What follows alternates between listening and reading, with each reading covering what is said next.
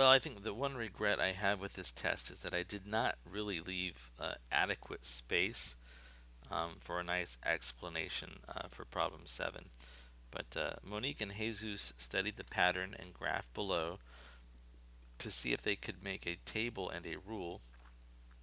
Jesus thinks that the rule must be y equals 3x plus 2 because he said the figure has 3 tiles on the bottom.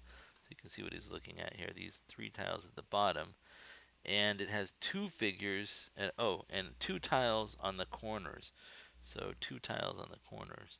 So, if you look at this, um, I could see why he might be thinking that, especially if you're looking at this, right? There's 1 tile being added around here, and I don't know. There's there's something that he's seen. He's seen enough problems like this where teachers have just been throwing these down. He's just kind of overgeneralizing. Um, Monique does not agree. She says that the graph shows that figure 0 would have to have 2 tiles in it. Well, that's a problem, right? Because I don't think that's going to agree with the pattern that Jesus sees.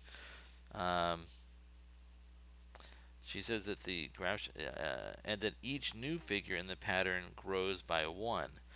Now, her rule is y equals 1x plus 2. Who is correct? Correct, and how do you know? Well, I would have to side with Monique, and the reason why is when I look at this slope pattern right here, I can see a change in y of 1 and a change in x of 1. So this clearly has a slope pattern of up 1 over 1 or 1, right? And I can see that reflected in the equation that she's written. The other thing that I can see is when x is 0, you can see our starting value is right here. When x is 0, our starting value is at 2, and that's reflected in her equation as well. The other thing that I can see is that if I plug 0 into her equation, it does produce an output of 2. When I plug 1 into her equation, it produces 3. When I plug 2 in, it's producing 4. So her equation is modeling what I'm seeing in the graph. And also, figure 3 should have 5 tiles. So if I plug in 3, you can see if I follow this line up for the 3, it's right there at 5.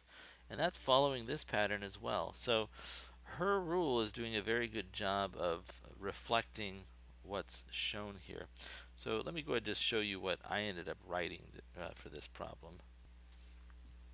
So from the slope triangle, I can see that that 1 tile is being added as the figure number increases.